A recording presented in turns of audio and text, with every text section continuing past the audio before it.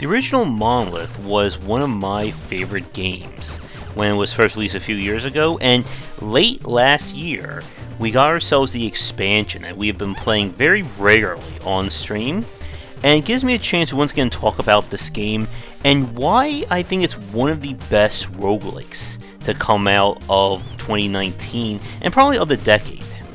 So, the basic concept is this is a roguelike, but it's also a shmup. The game has similar elements to the Binding of Isaac in terms of how procedural and random generation works for each run of the game. The floors themselves are built out of unique biomes. The biomes themselves determine what rooms you can run into, with the enemies randomly chosen. There are major event rooms such as this one where you choose a passive buff, a shop, as well as a weapon. The game has a variety of weapons that all will use ammo, and to give them more diversity, whenever a weapon is generated, certain keywords can be attached to it that change the properties of it. The laser that I'm using right now basically bounces across walls and floors. You can also get triple shot, rapid fire, lightning damage, fire, and you get the picture. And the game itself is pitched around this idea that you're going to have to constantly weigh just what you want in terms of rewards as well as the various powers that you're going to get. In each level, you're going to be getting multiple weapons and various items, and you'll have to be able to decide, do I want A or do I want B? And this is held incredibly true by the bosses.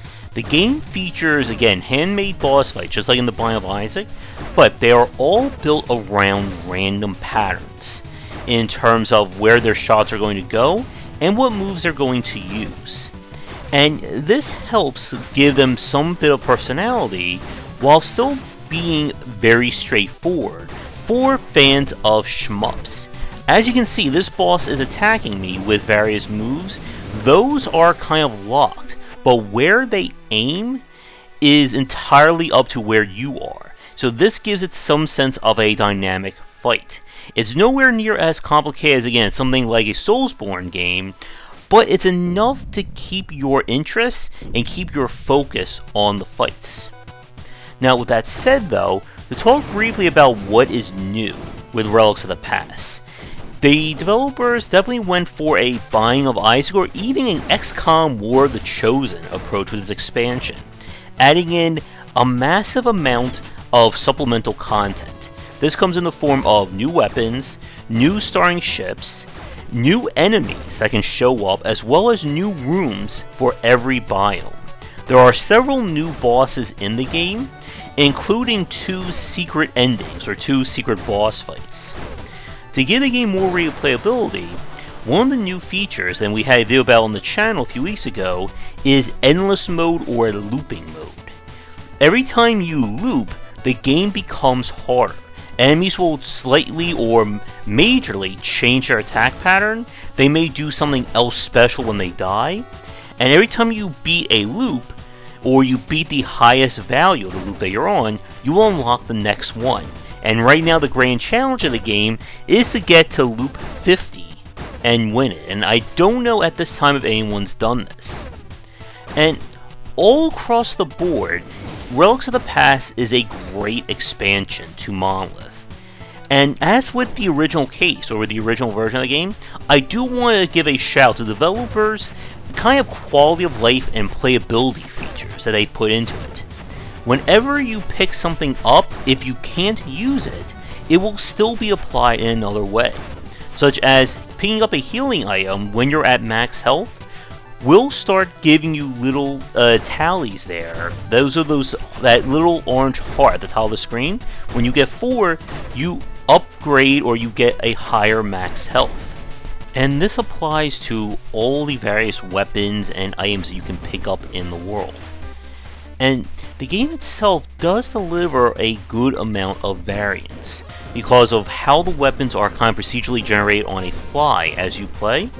And with the Relics of the Past expansion, so much new in terms of supplemental content helps to keep these runs fresh, or at least for many more hours to come.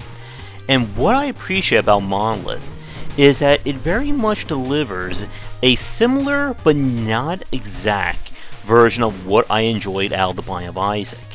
That is, you have a game where each run is built on a very basic gameplay loop.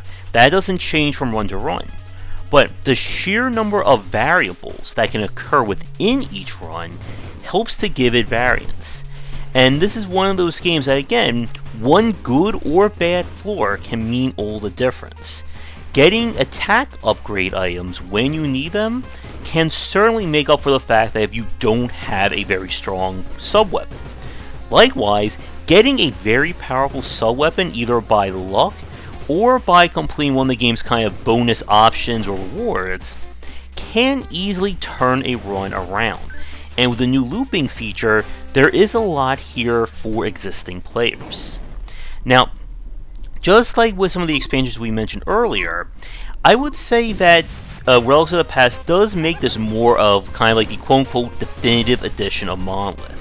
And if you do want to pick up the game for the first time, it may be good to pick this one up as well, because so many of the changes and new unlocks really are going to mess with you if you play nothing but the first game and then immediately think you can jump into this, especially with some of the new rules and modifiers that go into play. With that said, for those of you hoping that Relics of the Past may fix any issues or problems you have with the base game, it doesn't quite go there. And after this quick shout out to our current Game Wisdom supporters and sponsors, we'll talk about a few of the, I guess, minor nitpicks we have with the design. And now for a quick shout out to our current Game Wisdom supporters and sponsors. Going forward, all Patreon supporters will get early access to our videos. And if you'd like to continue this discussion on game design, be sure to check out our Discord channel, linked down below. If you're looking for more wisdom about game design, be sure to check out my latest offering of books, 20 Essential Games to Study, aimed for first-time developers and students looking for some inspiration for their upcoming games, and Game Design Deep Dive Platformers if you're interested in anything regarding 2D and 3D platforming design. They're both available in print, digital, and wherever books are being sold. As with the Binding of Isaac and other skill-based roguelikes, a lot of the challenge as well as the variety is going to be put on the player themselves. Meaning, if you are really good at the game, you're going to get through it a lot faster than compared to other players. And the game does feature an unlock system of having new characters as well as new weapon types that can show up.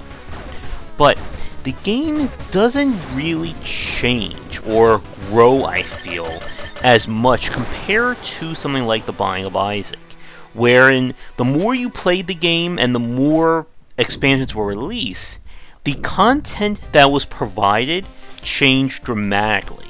The new bosses were introduced, new variables, sub-challenges, items. All of this added to making each run feel very different. With Monolith, really your basic ship, or the ship type that you choose, is going to be the primary factor as to the variance. And to the game's credit, the new ships that were added in with the expansion offer game-changing alternatives. There is the sword ship that basically bucks any long-range weapon, and instead all of the guns and various items you pick up will be related to sword unlocks and sword variants. There is one that makes use of sub-weapons that have charges similar to that of classic shoot-em-ups or shmup-based games, and this is all really great in terms of giving more to the title. With that said, the individual runs just don't really change all that much. I would have liked maybe either some more bosses or more modifiers that can show up. A major point about the Binding of Isaac was the introduction of elite variants of enemies, as well as the bosses that change how they operate. Monolith does feature elite variations of the normal enemies, but I could not see anything in terms of the bosses. Speaking of which, One of, I think, maybe one of the fairer complaints people may have about Monolith is that the game does have some difficulty spikes to it, and they come in the form of bosses. The bosses themselves definitely vary in terms of their design, but also their reliance on kind of the shmup, or maybe approaching the like Tuhu level of bullet dodging. You have a guy like this that, yes, this is definitely crazy in terms of fire, but you can go from something like this to a boss where basically the screen turns into death and nowhere is really safe. And the guy that you're looking at right now is considered the kind of the normal end boss. There is more that will show up in this game, including one of these special boss fights that I don't have any footage of it here, but yeah, basically we had screen death all over the place. And when this occurs, essentially, unless you have either a really strong weapon to kind of tank through it, or you are an incredible shmup player, you're going to run into some trouble with these fights. And like I said, the difficulty of Monolith is definitely on the advanced side. This is not a game that, despite having the roguelike trappings, is going to be testing you in the same way as something like Dead Cells, Binding of Isaac, Spelunky, and so on. And that is definitely not a complaint. It's great to be seeing these different takes on this design. If I had to say anything that I had a problem with the expansion, is that it does feel a little RNG heavy in terms of getting access to the secret content. And I know that's a very contradictory complaint there. But to unlock the new bonus floor, you have to wait for a handheld to show up randomly at the end of a normal stage. But the only way to access kind of the secret boss fight is that you have to have it show up specifically on level 4. If it doesn't show up on that floor, you're not able to do it. And I would have liked maybe a way of either guaranteeing it or giving you a greater chance of doing it. Something similar to picking up, the various key pieces for the Mega Saiyan battle in the Binding of Isaac. With that said, though, that's not a huge complaint. If you're a fan of the original Monolith, Relics of the Past is going to be a must-buy for you. It adds a lot to the game, and just gives it so much more in terms of content and variance. If you haven't played Monolith yet, I would probably advise at least trying out the base game first to see if you like it, and then if you want to get kind of the complete experience, pick up the expansion at that point. Picking them both up at the same time may be a little too much for a novice person. But with a game like this, it will be very easy to see whether or not it's going to be your cup of tea. And I hope that we see more from the developers, either with more expansions or content for the game, or whatever they have next as a studio. With that said, thank you so much for watching this video. Come back for daily discussions on game design here and on game wisdom, where some of the art and science of games. If you'd like me to tackle your game in the future, please don't hesitate to get in touch. And until next time, have a great night. Thanks for watching the video. If you enjoyed things, be sure to do all the liking and subscribing that the kids are doing these days.